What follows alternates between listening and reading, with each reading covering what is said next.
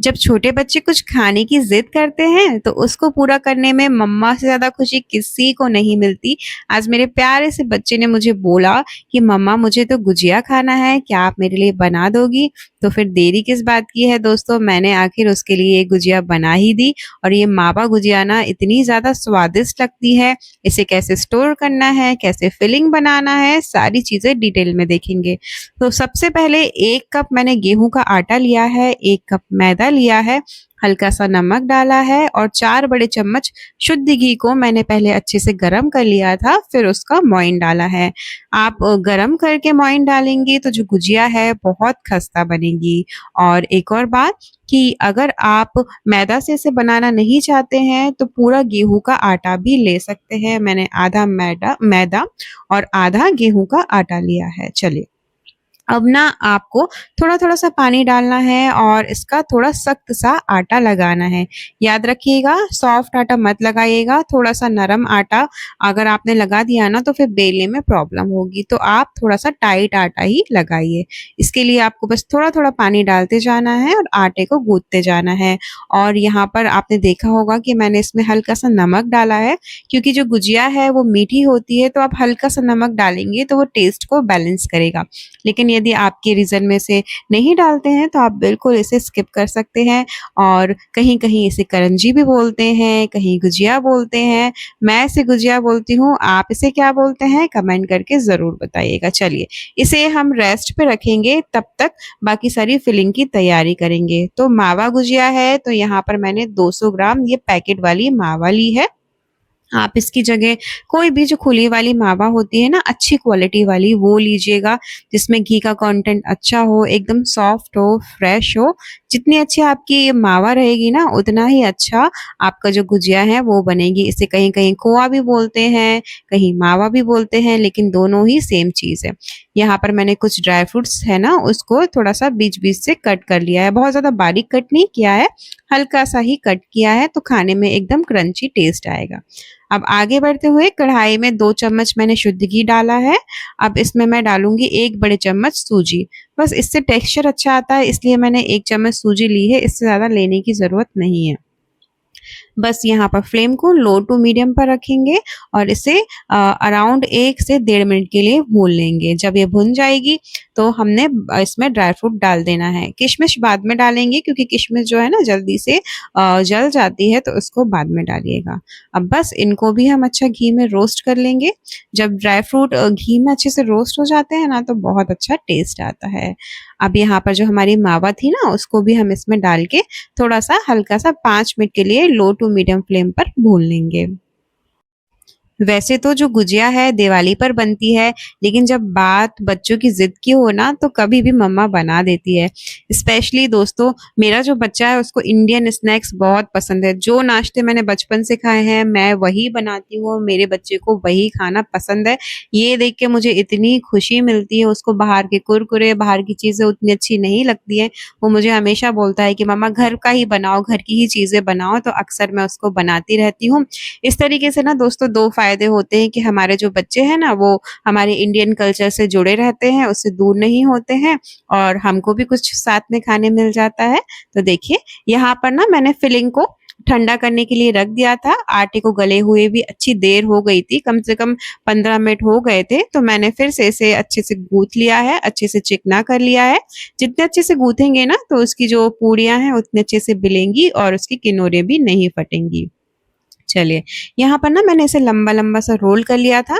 अब जिस तरीके से हम छोटी वाली पूड़ी बनाते हैं ना, बस वैसी उस हिसाब से आपको छोटी-छोटी सी लोइयाँ तोड़नी है और इसको हम इस तरीके से गोल करके हल्का-सा चपटा कर लेंगे। और यहाँ पर देखिए हमारी जो फिलिंग है ना, वो ठंडी हो गई थी, मावा ठंडा हो गया था। अब हम इसमें शक्कर वगैरह डालेंगे। गरमा-गरम में आपको शक्कर नहीं डालनी है, तो मैंने यहाँ पर 3/4 कप शक्कर का पाउडर, मतलब कि जो शक्कर होती है ना, उसको पीस लिया था। और 2 बड़े चम्मच मैंने डेसिकेटेड कोकोनट डाला है, अच्छे फ्लेवर के लिए मैं इलायची डाल रही हूँ। तो यहाँ पर दोस्तों ना मैंने 3/4 कप शक्कर का पाउडर यूज़ किया है। आप चाहें तो इसकी क्वांटिटी को और बढ़ा सकते हैं। तो इस स्टेज पे सारी चीज़ों को मिक्स करने के बाद आप एक बार टेस्ट करके देख लीजिए, आपको लगता है ज़्यादा ज़रूरत है तो उस हिसाब से आप शक्कर बढ़ा लीजिएगा। चलिए, अब हमारी जो पूरियाँ है ना उसको हम बेलेंगे। तो बस हल्के-हल्के हाथों से आपको किनोरों को दबाते हुए बिल्कुल एक सी पूरी बेलकर तैयार करना है। ऐसा नहीं करना है कि बीच से मोटी हो, अंदर से पतली हो। और ये जो पूरी होती है वो हल्की सी थिक होती है, मतलब कि बहुत ज़्यादा पतली नहीं होती है। हल्की सी थिक होगी तो तलते समय आपकी जो फिलिंग है वो फूट कर बाहर नहीं आएगी। चलिए, अब मैंने लिया है यहाँ पर गुजिया मेकर। आप हाथ से बनाते हो या फिर जो लकड़ी के साँचे आते हैं उनसे भी बना सकते हैं। उससे भी बहुत अच्छी डिज़ाइन की गुजिया बनती है, लेकिन मेरे पास ये है और मुझे ये तरीका बेस्ट लगता है तो मैं इससे ही बना रही हूँ। बीचों-बीच यहाँ पर मैंने फिलिंग को रखा हुआ है। किनारों पर पानी लगाएँगे ताकि जो हमारी गुजिया है अच्छे से सील हो जाए और तलते समय बिल्कुल भी फटे ना। चलिए, हल्का सा प्रेस किया और लीजिए ये हमारी गुजिया तैयार हो गई है। जो बचा हुआ हमारा आटा है ना, उसको बाकी सारे आटे में मिला दीजिए, उसको वेस्ट नहीं करना है। तो देखिए एक गुजिया तैयार है, बाकी सभी को भी इसी तरीके से बना के तैयार करेंगे। यहाँ पर मैं आपको दूँगी एक टिप। जो सारी गुजिया हैं वो आप एक साथ मत बनाइएगा। मैं कैसे करती हूँ मैं आपको बताती हूँ। मैं 5 से 6 गुजिया एक साथ बनाती हूँ, फिर उसे फ्राई कर मतलब साथ में फ्राई करती जाती हूँ और साथ में बाकी सारी बना के भी रखती जाती हूँ। लेकिन यदि आप एक साथ सारी गुजिया बना लेते हैं तो आप उसे ढक के रखिएगा, नहीं तो वो कड़क होने के चांसेस होते हैं। पहले के ज़माने में ऐसा होता था, हमारे घर में इतने सारे लोग होते थे तो साथ में कभी मेरी चाची गुजिया बनाती थी, मम्मी उसे तलती थी, बड़ी मम्मी कुछ और करती थी तो पता ही नहीं चलता था। लेकिन अब क्या हो गया ना, सब अकेले-अकेले रहते हैं तो इन सारी चीज़ों को हमको ध्यान में रखना पड़ता है, इसलिए मैंने आपको बताया। बाकी आपको जैसा ठीक लगता है आप वैसा कर सकते हैं। तो देखिए यहाँ पर मेरा बच्चा आ गया है और उसे आ रही है बढ़िया खुशबू, तो बोल रहा है कि जल्दी से मम्मा इसको फ्राई कर दो। यहाँ पर फ्राई करने के लिए जो तेल है, आप इसको बिल्कुल लो टू मीडियम पर ही रखिए। बिल्कुल धीमी-धीमी आँच पे आपको इसको अल्टा-पलटा के थोड़ा-सा बादामी कलर होने तक, सुनहरा होने तक आपको इसको फ्राई करना है। बहुत ज़्यादा ओवर फ्राई नहीं करना है। जिस तरीके से पकोड़े वगैरह होते हैं ना, उतना ज़्यादा आपको सुनहरा नहीं करना है। बिल्कुल धीमी-धीमी आँच पे इस तरीके से तेल डालते हुए आपको इसको तलना है। और आप देखिए ये अगर आपने अच्छे से पूरी बेली होगी ना एकदम थोड़ी-सी थिक, तो ये कभी भी फूटेगी भी नहीं। और ये इतनी ज़्यादा फूल गई थी ना कि मैं इसे देखिए फ्लिप भी कर रही हूँ ना तो वापस से ये मुड़ जा रही थी।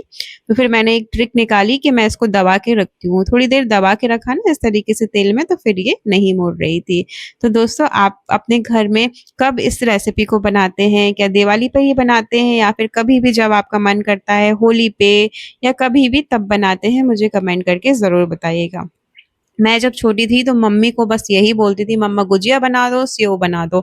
मुझे और मेरे भाई को, हम दोनों को ये दोनों चीज़ें बहुत अच्छी लगती हैं और हर त्योहार पे हम इसे मम्मी से बनवाते थे। और आज देखो मैं अपने बच्चे के लिए इसे बना रही हूँ। तो टाइम तो चेंज होता है, लेकिन जो रेसिपीज़ होती है ना कुछ, वो बिल्कुल भी चेंज नहीं होती हैं, ये तो फैक्ट है। और ये इतनी टेस्टी लगती है ना कि सभी को बहुत पसंद आती है। तो देखिए इसी तरीके से ना मैंने बाकी सभी को भी फ्राई कर लिया है। हमारी गुजिया तैयार है। मैं आपको पास से दिखा देती हूँ। ये देखिए कितनी बढ़िया बनी है। एक भी गुजिया तेल में नहीं तो फूटी भी नहीं, ना तो टूटी, कुछ भी ऐसा नहीं हुआ। अंदर तक एकदम खस्ता, करारी और मावे से भरी हुई, क्या टेस्टी लगती है ना, एक बार आप ज़रूर बनाइएगा। और इसे स्टोर करने के पहले आप इसे पहले पूरा ठंडा कर लीजिएगा, गरमा-गरम में मत कीजिएगा क्योंकि अभी बारिश का सीज़न चल रहा है ना, तो एकदम नरम पड़ सकती हैं। तो पहले ठंडा कीजिएगा और लंबे समय तक आपको यदि स्टोर करना है तब आप एयर टाइट कंटेनर में इसको स्टोर कीजिए, तो फ्रेश रहेंगी, बहुत अच्छी बनी रहेंगी।